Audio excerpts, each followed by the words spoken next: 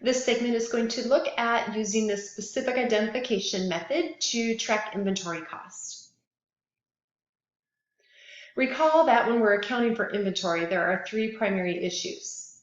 In this video, we're going to look at methods that can be used to determine cost of goods sold when inventory is sold, and how we determine the amount that we assign to inventory that remains. Accounting for inventory can be done either under a perpetual inventory system or a periodic system. Under a perpetual inventory system, the inventory account is updated at the time of each sale or purchase of the inventory. In a periodic inventory system, the inventory account is just periodically updated for sales and purchases. We're going to work primarily with a perpetual inventory system. Most companies today use that, given the use of barcodes. Means every time inventory is purchased or sold, the inventory account is updated at that time. So there are four methods that can be used to track costs in a perpetual inventory system, and that is the specific identification method, the FIFO method, the LIFO method, and the weighted average. Let's take a look at specific identification. Under this method, inventory is specifically identified when it is sold. We specifically identify the inventory item that was sold. We then are able to identify exactly the cost that we had paid for that inventory when it was purchased. So to learn the specific identification method and how we apply it, we will use the following cost information. This company is starting off on August 1st with 10 units in their inventory that they had paid $91 a piece for, beginning inventory of 910. There were 3 purchases during the month of August. They purchased 15 units on August 3rd, paying $106 for each unit for a cost of that purchase of $15.90. On the 17th and the 28th, they made 2 more purchases of 20 units and 10 units at a cost of $115 and $119 respectively. During the month of August, there were also 2 sales. 20 units were sold on August 14th, and they were sold at a price of $130 per unit. And on August 31st, 23 units were sold, and they were sold for $150 each. Using a specific identification method, we are going to track the inventory cost, so that when we made these 2 sales, we know what cost to assign to the inventory that was sold. So let's see this in chronological order. On August 1st, recall, we started with 10 units at $91 a piece. Inventory at the beginning of August was $910. On August 3rd, 15 units were purchased at $106 each, adding $1,590 to the inventory, bringing the amount of inventory available for sale to $2,500. On August 14th, the company sold 8 units.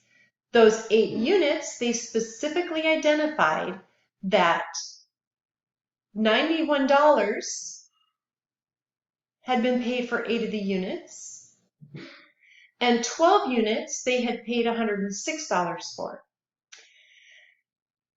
For the units sold, 20 units sold on August 14th. The company specifically identified that 8 had been purchased at a cost of $91 and 12 had been purchased at a cost of $106. That means the total cost of goods sold that will be assigned to the sale on August 14th is $2,000.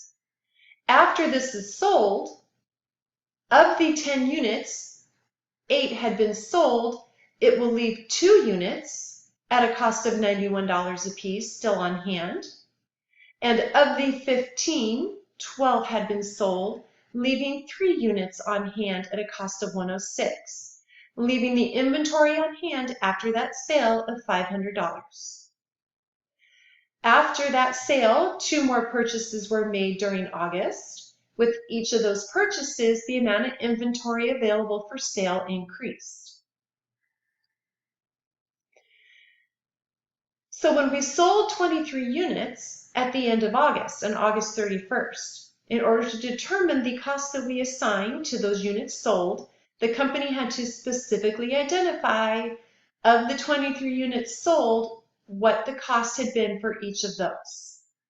So of the 23 units sold, they determined that 2 had a cost of $91, 3 had a cost of $106, 15 had a cost of $115, and 3 had a cost of $119, all of which had been determined by the company.